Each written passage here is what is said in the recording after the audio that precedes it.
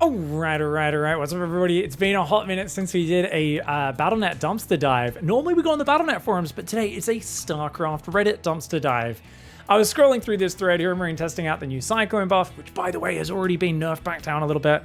There's a lot of people complaining, this looks so cracked, this looks stupid. But then I came across a question, or not a question, but a comment that took me down a whole journey, and I want to bring you guys with me. I started just reading through Reddit, and I was like, oh god, I gotta hit the record button and bring you guys through, because I'm just floored by the tenacity, the veracity of some of these comments. Veracity, not tenacity.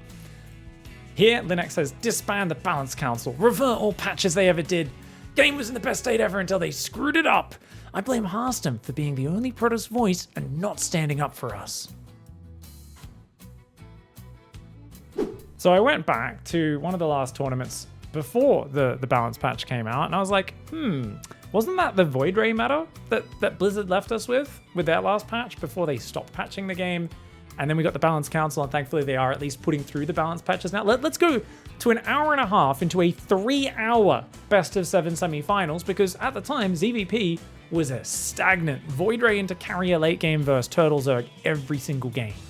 Not bad. I was like, I don't really like PvZ, but now I feel a lot better about it. Like, I love these lasers. Oh, look at these bitey units. I love the bugs and the space elves. They're so much fun. I'm going to kill myself. Okay. Okay, so that was not an unfamiliar response at that point. And I immediately was like, okay, is this sentiment big right now? Because I've read a few comments of people being like, Balance Council, they're idiots. So I googled Reddit StarCraft Balance Council, and oh my god, did I come across some gems. So first of all, we have one just from 15 hours ago from me doing this by Chris, who is on the Balance Council. These changes are so awful. Truly, they address none of the issues, and they randomly rework Cyclones, LOL. Also, ladder games are fine. Who cares about some pros that can't win in a game that's 20 years old? It's so insane. If anything, Protoss is so OP on ladder, and the stats prove this. By the way, don't tell me, oh, but Creator can't win any tournaments. You are not Creator. And every Protoss on ladder is doing well, except in tournaments in which they finish 4th. So, Chris starting out with a very calm kind of, who is on the Balance Council, you know, just a calm thing. Same thing, guys. If someone who's got kind of crazy eyes on the street, and then they're like, where do you live? You know, it just gives you that real calm, relaxed vibe to start things off. And then it's basically said, Protoss is doing fine on the ladder. Plenty of GM Protosses. Who cares if they're not winning tournaments? Which, it's not the worst argument in the world. But let's see where they go from here, because this is just the beginning. Ghosts just ruin Protoss late game. Entire army instantly loses half its hit points, and this is somehow not an issue? Are you guys following? I'm not. Didn't we just say Protoss is fine?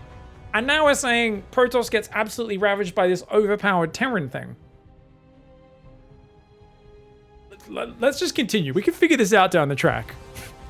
Snipe counters every tier 3 Zerg unit and all of its tier 2 units. Mules, scans, supply drops literally allow Terran to field a larger army late game than everyone. Mine more, have map hacks, make stealth a non-issue anywhere at any time, as well as make up for supply block mistakes which cost the other races heavily. Sensor Tower, lol, literal map hacks for 100-100. PFs require you to send 30 to 40 supply to kill unguarded bases, which often isn't possible without Terran then punishing your bases. If they leave a tank or 2 with a planetary, it basically requires significant allocation or entire armies to push. Protoss design was the issue. Warpins are stupid, and putting your entire army strength on tech units made the race not fun to play against or as Protoss either. What did we just witness? Protoss is totally fine. Stop complaining about Protoss. Everything Terran has is overpowered. Back into this. Let's actually go through point by point.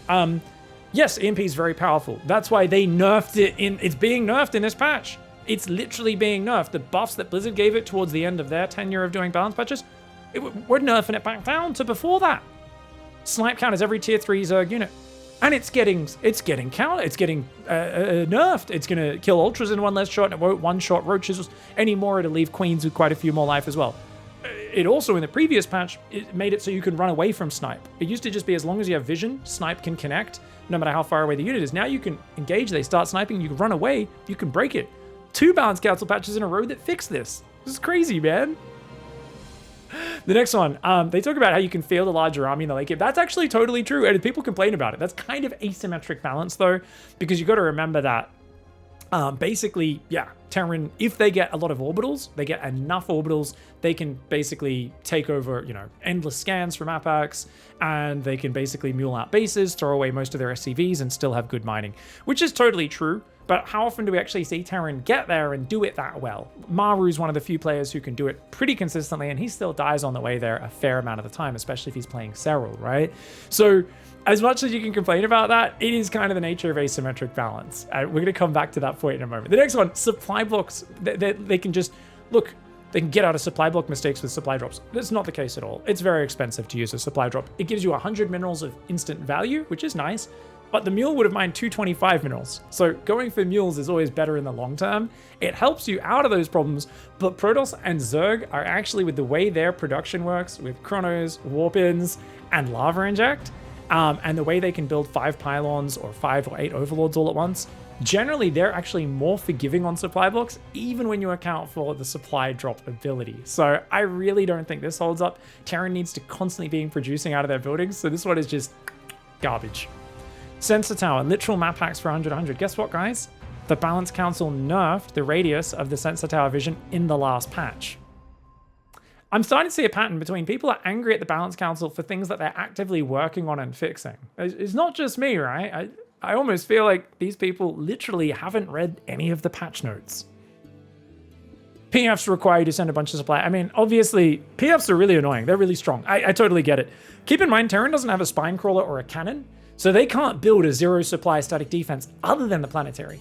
That's how asymmetric balance works. You can build 50 cannons in the late game. They can't build 50 bunkers. They need to put units inside them, which costs supply, which is a big problem. That's just how StarCraft works. Different races have different strengths.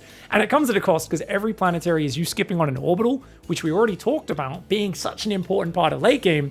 So you're picking, am I going for the really good defensive structure or the good late game economy structure? There's a choice there. It's a strategy game. So far we've said Protoss is totally fine. There's so many GMs, screw it. We don't need to make them win tournaments. By the way, Terran's super overpowered, especially against Protoss. And then we've said Protoss design was the issue. Warp-ins are stupid. Putting your entire army strength on tech units made the race not fun to play against or as. Warp-Kit is a crazy mechanic. The ability to warp in units to just defend things, warp in units on the other side to recall. It's a crazy race. Protoss in StarCraft 2 is an insane race. It operates so weird, and it does create balancing issues, and it makes it hard to balance. On the other hand, there is not the resources in a bunch of pro gamers and community members who are in the Balance Council to redesign StarCraft's game from the ground up. You cannot, on the one hand, say the Balance Council is doing a bad job, and then on the other hand saying the only way they could do a good job is if they redesign the game from the ground up. Blizzard had control of this game for so many years. They've developed it for 6-7 years. They had it for 10-11 years, actively balancing it. They never changed that warp gate mechanic because it would be too hard to rebuild the race from the ground up, I would imagine, or they just decided not to. For a bunch of other people to do that, I mean, can you imagine the assets, the resources, the testing, the QA you'd need to rebuild the race like that? It's just something that a bunch of pro gamers who are trying to make the game fun, who aren't paid for their time to do this, they're not going to be able to do it. That's outside of the realm of possibility. I wish we could do this. Everybody wishes we could try that. It's just not something we have the resources to do. So this is an issue which is totally valid, but you cannot blame the Balance Council for that. You can blame Blizzard for that. Go ahead, go rage at Blizzard for never fixing that issue and designing the game the way they did. Don't blame us. Do people not realize most of Brew War is balanced from the fact that you can't control stuff easily? Ghosts are powerful in StarCraft because of how much better control is, and Blizzard just ported them over into SC2 without any changes, which they badly needed to account for this ease of use. Wait. They think the Ghost in StarCraft 2 is the same as StarCraft 1? Hold on a second, guys. Ghost, StarCraft, Wikipedia, Brood War. I can't even remember the abilities this had. They have the ability to cloak, same ability. Lockdown grenades, they do not have that ability. Direct nukes, they have that ability as well. It's also the thinnest unit in StarCraft. Wow, apparently. Did it have a third ability, guys? Ocular implants, extra sight range, and an energy upgrade. Nope. None of these abilities are on the StarCraft 2 Ghost. This is, other than cloak and nuke, this is not the same unit. What are you talking about, mate? What are you talking about? What?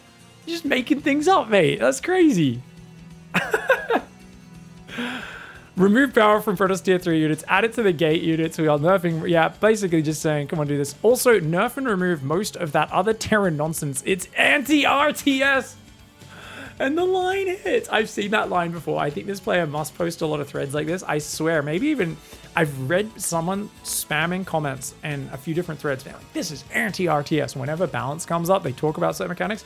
I think this guy might be a repeat dumpster connoisseur hanging out in here. Oh my God.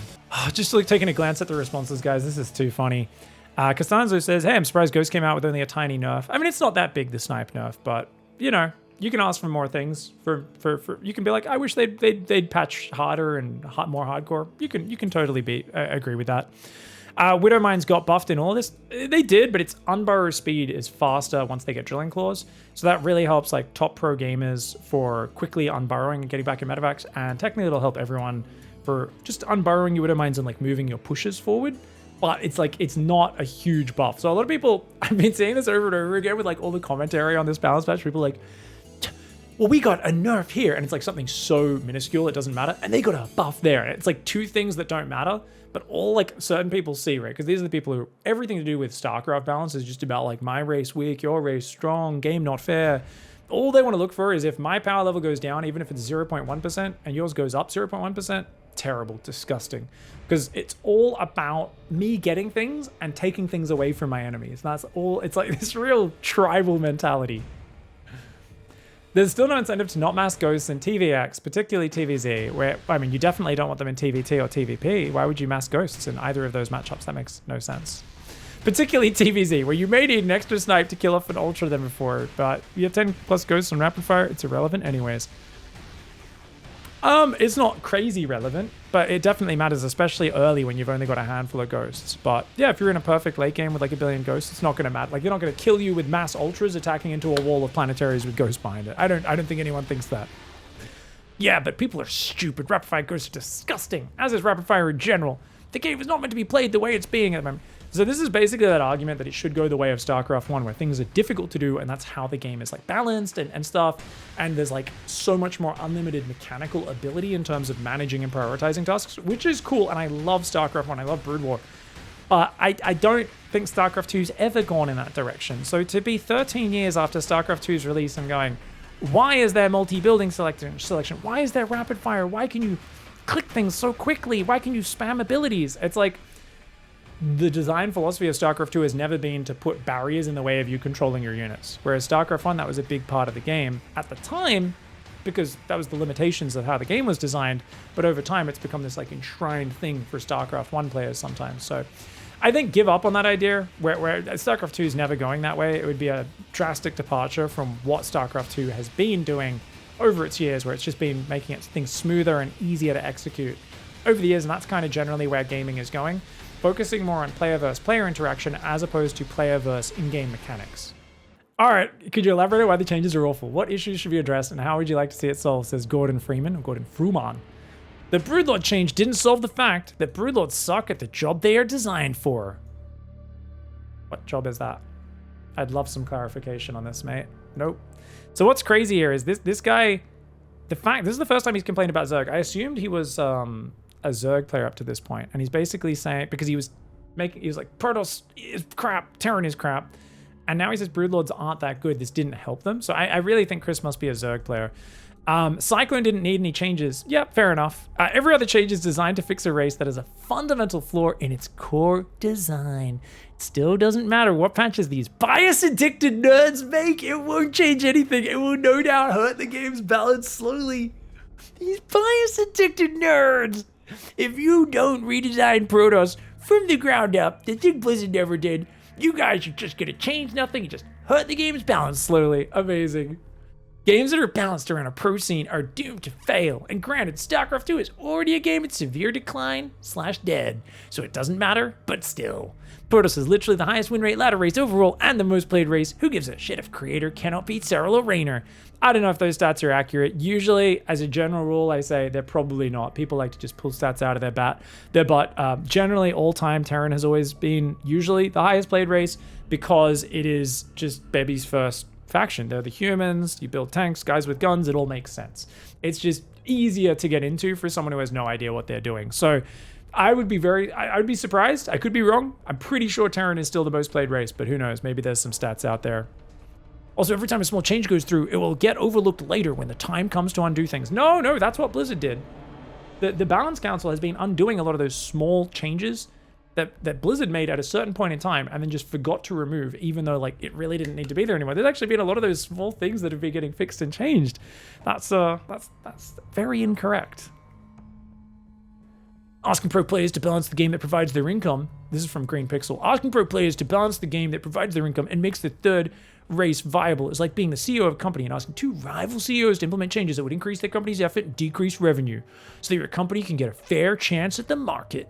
It's never going to happen unless the market becomes irrelevant, aka everyone moves to the next RTS hit. Well, it's not a perfect system, but so this is, I don't know if Green Pixel knows, this is how government works as well. It's not the most efficient system. Basically, you have differing parties with different interests, and then they have to come together and agree on things in order to move the ship forward. And it can be very slow sometimes and not as fast or efficient as you want, but that's literally like how democracy operates and like how decisions get made with big groups of people is like you make, yeah, that's how it works, you know? And you've got 3 different interest groups. It's not like there's just two races making these decisions. This is a big group of people in the Balance Council, mate. This is so dumb. All right, guys. All right, so we got another thread over here I found, and this one was too good to go past. The new Balance Council, either incompetence or just straight up clowns. And they've got a screenshot. Ghost, snipe damage reduced, and EMP radius reduced. This is from the most recent patch. The patch notes. And then they've included this screenshot of old balance patches where they first added the upgrade to increase the EMP radius. And then when they removed that upgrade and then they decreased the EMP radius from, they increased the radius from 1.5 to 1.75. So basically what they did, patch 5.011, is they removed the upgrade that made it super big, but they just made its default somewhere in between to say like, oh, that should be good, right? And now they're going, nope, still too good. We're actually going to revert it to pre 4.1 and go back to that. There's no text, there's no explanation. Saturn Eclipse has just linked this and said, yep, look at that. Oh, wait, they got their explanation. They said, I know Cyclone has been their worst proposal, but this Ghost EMP change should not be ignored either.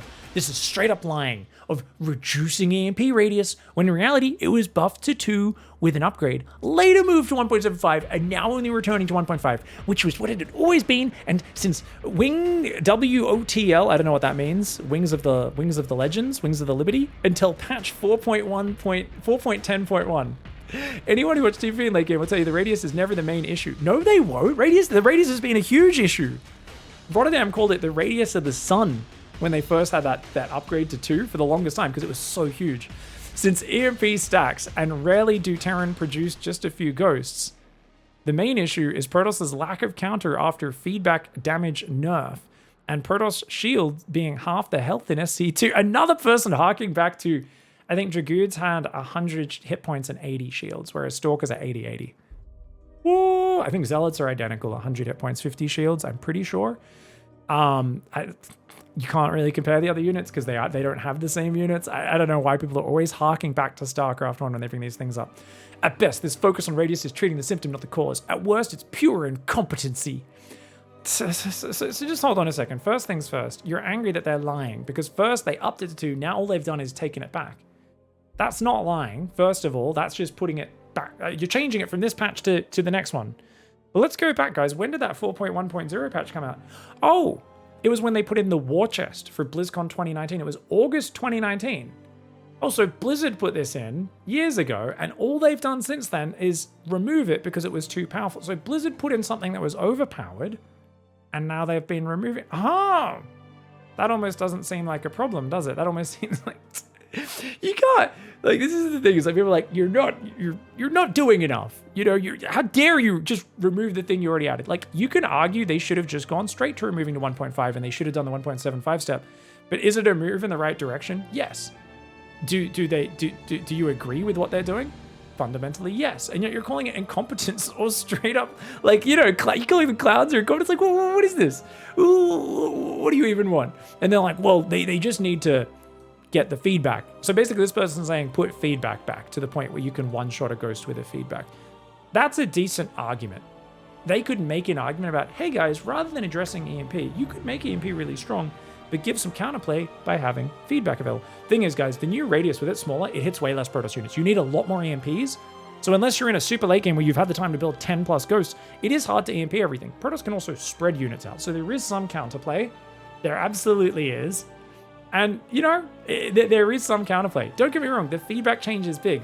But I love that someone will post this thing so aggressive, so angry, and then you have to go in the comments and figure out, tease out. They're like, hey, how about we change feedback? And I'm like, that's actually not a bad suggestion. We could revert that change. Maybe that was more impactful than we ever realized. And putting it back to being lethal against enemy spellcasters by doing 1 point of damage for every mana burned rather than 0.5 will make it work. But instead, people are just raging on the forums. Do they not realize as well that like we're all in the community? We read these threads and these things, and there's actually some genius ideas that happen as well. So actually, if we look at the balance mod, guys, check out the most recent update here, 31st.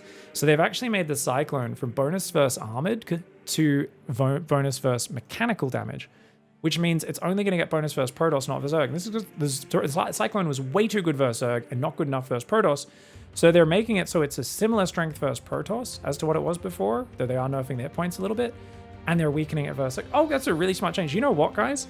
I literally shared a YouTube comment on my Cyclone video saying, hey Pig, what do you think about changing the mechanical? Rather than armored, that's going to target that matchup versus Protoss, and it's going to, of course, nerf it a little bit against Zerg, where it's way too powerful. And I shared that in the Discord, the Balance Council, and guess what? Oh my god, it's actually been put in a few days later. And to be fair, I'll be honest, they were already...